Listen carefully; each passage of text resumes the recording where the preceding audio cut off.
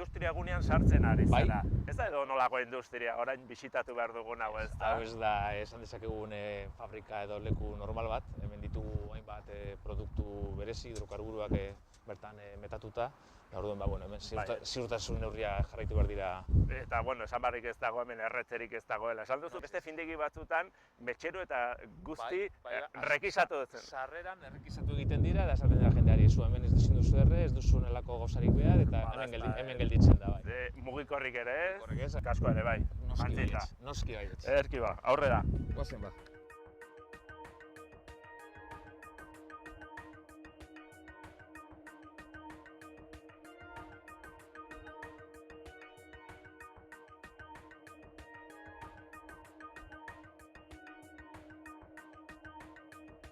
Ikuspegi bitxia, ez da, Elias? Paisaje berezia da, polita. Bai, eta, bitxikiri bezala, hor dakoazu tximinea hori da, esan dezakegu Bizkaiko eraikinik altuena, 225 metro ditu. Iberdrola dorrea baina altuagoa. Nahiko altuagoa. Horrek barruti dauka igogailu bat, goraino heltzen dena, da, edifizio bezala kontsideratu dugu.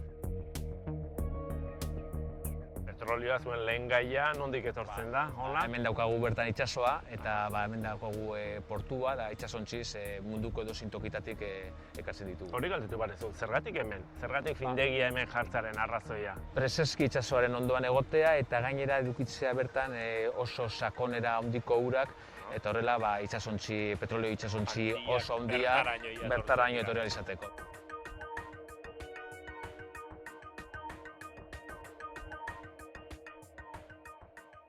Bata zuria jantzi behar dugula esan duzu. Hori da, laborategian batarik Zuria, ez dut ezer esan nahi, baina ez da zuria. Bai, behin ez da garbiketa arazo bat, batare material berezia da material ignifugoa. Zuaren kontra. Hori da. Haure bai. Egiten duena da karga estatikorik metatu ez, eta gainera materiala bera ez du zurik hartzen. Beraz, babestuta gaude hemen ere, zuaren kontra, beta horrekoak jantzita izan ere, orain ezagutu behar duguna da, petrolio gordina. Orain arte ez dugu ikusi inun petroliorik. Esan dugu, bankoetan dirua bezala ez dela ikusten hemen petroliorik, laborategian kenduta. Hori da. Hemen atxan ditugu, laginak. Hemen daukazu, adibide bezala, pote honetan daukagu petrolio bateia bat. Petrolio. Ia, ikusiko dugu nolakoa den? Hau da.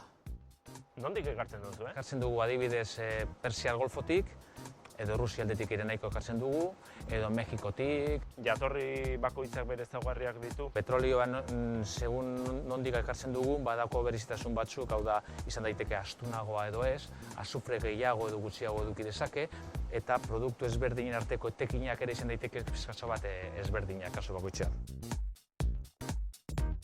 Hau guztia petrolioz beteta dago, ez da, Elias? Bai, hau da ditugun... Zenbat petrolio dago hemen barruan? Hemen 1 milioi litro baino gehiago. Asko da hori, eta horrelako zema dituzu, Ditugu, hau dira handienak, baina guztiz 14 inguru. Da, 60 plaza bat bezalako tamaina begiratuta olako goza. Dena petrolioz beteta.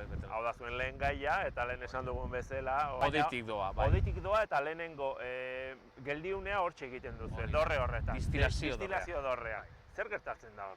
Hor egiten duguna da, petrolio hemen betatuta daukaguna, eramaten dugu bertara eta berotu egiten dugu dorrera sartu baino lehen.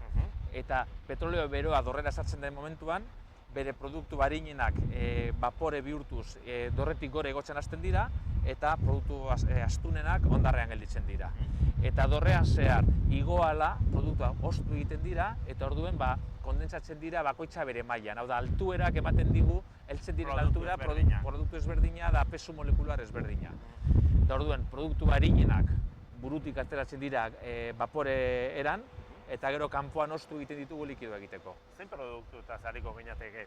Goitik bera hasita? Goitik bera begiratuta, Harinenetik? Harinena dira denok ezagutzen dituguan, butanoa, propanoa, hau da bonbonetan etxean eta askotan erabili izan direnak. Gero horrengoko produktua burutik ateratzen dena eta gero banatzen dena da nafta, petrokimikan erabiltzen da batipat, polimeroak, plastikoak, seguru gure jantzietan ditugula hainbat gauza, hori da, hortik atera dena. Gero hurrengoko nafta pizkatxo bat astunagoak gasolina egiteko erabiltzen ditugu. Eta gero ja, kerosenoa, abioiak egiteko erabiltzen dugun erregai arruntena.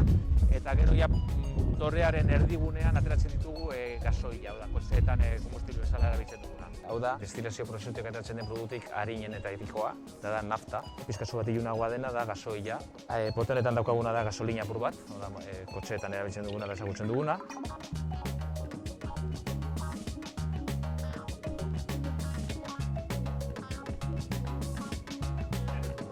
Bai, hori da.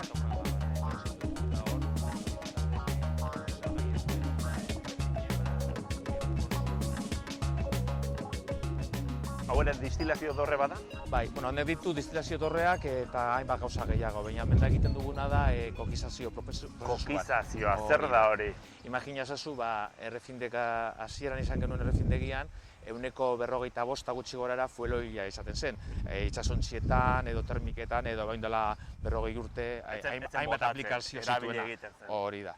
Baina gaur egun merkatu hori gutxi gora apurka gutxitzen doa, eta honekin egiten duguna da gutxi gora bera 8% bakarrik, kupelaren 8% gelditzea azken produktu bezala. Zein da azken produktua? Kokea. Kokea, zer da kokea? Kokea da produktu solido bat eta erabiltzen da erregai bezala zementeretan eta olako industrietan. Kokea, hau da, gelatzen den hori 8% hori... Naranja zukuaren zukua. Hori da. Hau da, ateratzen dugun gure produktu... Azken pausora iritsi gara. Azken pausua, azken produktua. Eta hau sufrea da? Bai, sufre solidoa.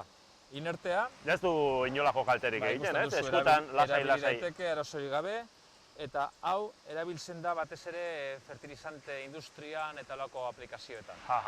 Nik entzuna dut, gasolio eta gasolinek sufrea baldin badute, motorearentzat txarra, ez da? Gaur egun kaltea eta aberiak eta... Denetatik. Gaur egun ditugun motoreak katalizatzaileekin eta oso efizientzia handia, kontsumo gutxia daukaten da guzti horiek, hori lortzeko lehen pausua da erregaiek ez dezatela sufrerik eduki.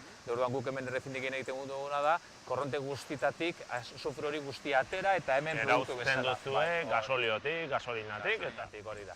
Gaur egun ditugun erregaien kalitatea asko hobetu da eta parametro funtsezkoena sufrerik ez izatea da. Ederki Balias, eskerrik asko, zure lantokia erakusteagatik. Eskerrik asko zure etortzeagatik.